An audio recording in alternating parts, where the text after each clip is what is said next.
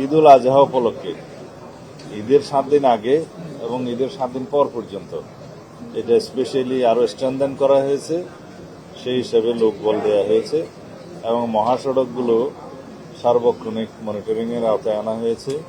তার সাথে পশুর হাটগুলো সমস্ত জায়গায়, আর যে সমস্ত জায়গায় এক্সপ্রেসওয়ে আছে, যমুনা ব্রিজ থেকে শুরু করে পদ্মা ব্রিজ, সব জায়গায় আমরা একটা বিশেষ যত্ন নিয়েছি।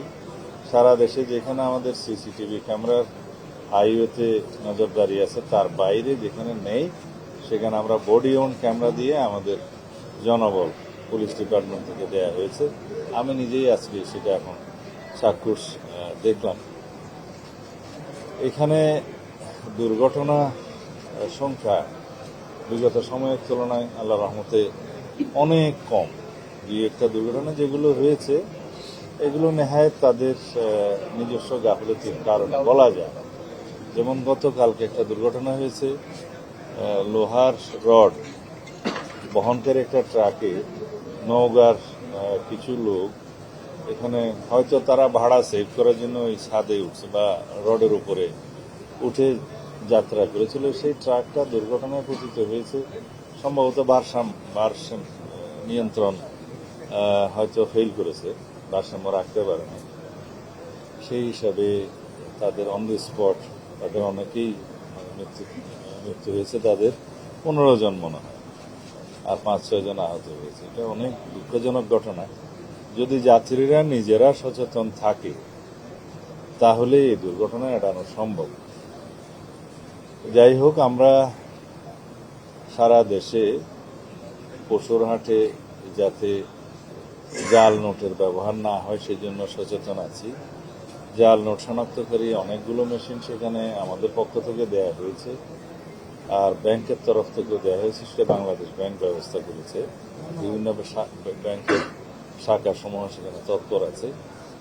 এছাড়া যাতে শৃঙ্খলা থাকে, অনুমোদিত পশুর হাটগুলোর বাইরে যাতে কোনো হাট না বসতে পারে সেজন্য আমরা খুবই কঠোর ব্যবস্থা নিচ্ছি।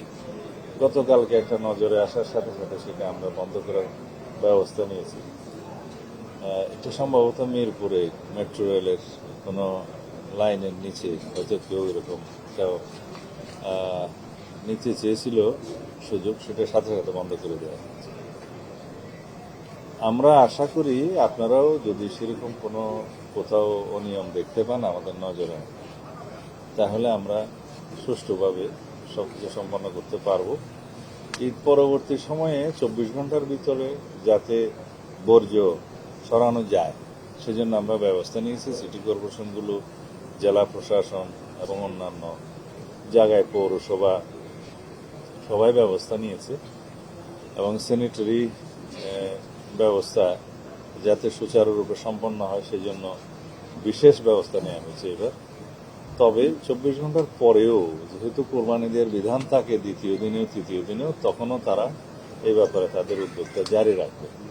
আশা করি ইনশাআল্লাহ আমরা নিরাপদ ঈদ যাত্রা, নিরাপদভাবে সমস্ত ঈদের জামাত অনুষ্ঠান এবং নিরাপদভাবে যার যার কর্মস্থলে ফিরে আসা, এই ব্যবস্থাগুলো করতে পারবো। এটা স্বাভাবিক প্রক্রিয়া। সীমান্তে যদি কোনো রকমের কোনো সময় সমস্যা হয় তখন ফ্ল্যাগ মিটিং এর মাধ্যমে সেটা আলাপ আলোচনার মাধ্যমে উভয় পক্ষে সমাধান করা হয়। এমন কোনো বিষয় আমরা লক্ষ্য করি নাই যেটা আলাপ আলোচনার মাধ্যমে এখন সমাধান হচ্ছে না। আপনি যেভাবে বললেন দুই একটা ঘটনা আমাদের নজরে এসছে, আমাদের বিজিবির ডিজি সাহেব সেগুলো তাৎক্ষণিকভাবে অ্যাড্রেস করেছেন এবং সীমান্তে যারা আমাদের অফিসাররা আছেন তারাও সেটা যথাযথভাবে জবাব দিয়েছেন। দুই একটা জায়গায় হয়তো পাল্টা গোলাগুলির ঘটনা ঘটেছে, সেটা স্বাভাবিক প্রক্রিয়া, এরকম হয়ে থাকে। তারপরে ফ্ল্যাগ মিটিং এর মাধ্যমে সেটা সমাধান হয়। এমন কোনো ঘটনা হয় না যেটা জাতীয়ভাবে উত্তেজনা সৃষ্টি হবে, সেরকম কোনো ঘটনা হয়নি।